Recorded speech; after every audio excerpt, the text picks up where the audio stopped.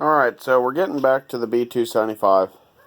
I don't know if I had stated it before or not, but I actually used this tractor, broke the engine in, mowing about 3 acres that's going to be soybeans. It basically pasture before that. And pulled it up on, I figured I would do that to get it broke in, and the engine really did do good. And the dripping out of the fuel pump actually stopped, at least a lot of it. So I might hold off on that. Hopefully I don't have an in-season breakdown, but it's a lot of money to fix, and I have to, weigh the benefit versus, trying to sneak by a season with it, and cost. So I pulled it back up on the porch to adjust the brakes. Notice there's not 2 fenders on the tractor. So I already did this side, and I'll get some video of doing the other side. This housing comes off. It's pretty simple, and I used like a cookie wheel and a drill to clean up the brake surface, and all that did good. But so I pull it up here, back onto the porch, and I'm noticing, I come home from work one day and I'm like, what is all this wet on the porch? You can see where obviously it's dark.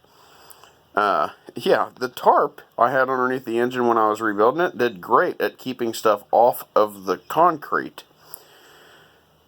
And I guess I should have put it back down again.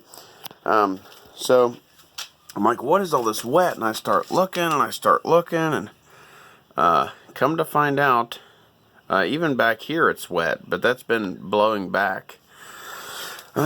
Shoot, I don't have a flashlight on me. But anyways, down in there, there's the water pump. The water pump's leaking. So, I don't know if I'll do that first, or just go ahead and tackle the other brakes. The other brake, the right-hand brake. But either way, you'll see the video. The next video will be of either the water pump or the right-hand brake. Now, I do already have a water pump. Sorry for the mess on the porch here. Here's my red paint from my big tractor. Haven't painted it yet. The hood, anyway. This is the water pump. And it's kind of goofy in the fact of, this pulley setup. And so I'm looking, trying to figure this out. And I'm like, well, how the heck would you get the front belt off?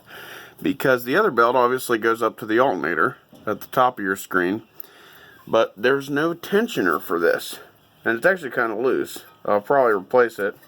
It was only like 13 bucks from the dealer, so to get an international part, or CNHI or Case International, whatever, for 13 bucks for a belt, I thought I'm going to go ahead and do that.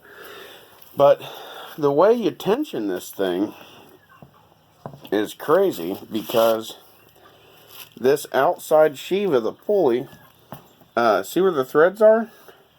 You actually loosen that and take it off. Take the fan off, take the pulley off, this half of the pulley, put your belt on, and then you tighten that up, and it has a set screw and lock nut.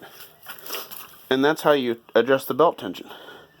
I mean, you can see it's obviously all the way in right now, because that groove right there is way closer than that one, but they're the same size belt.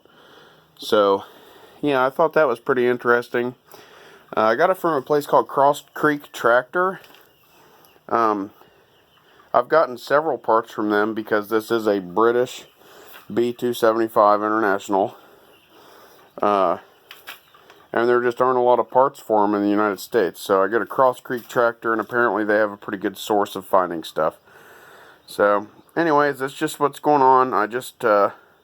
Video I just posted was of me finishing up the header cart project, so I figured I'd touch base on this, because even though it's starting to get dusk, I am about to start working on it. So anyways, if you watched to the end, I appreciate it.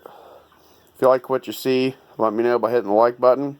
Anything you want to see, or you got any tips or suggestions, put that in the comments, and I'd really appreciate it. And until next time, look forward to people, watching what I'm putting out there. Thanks.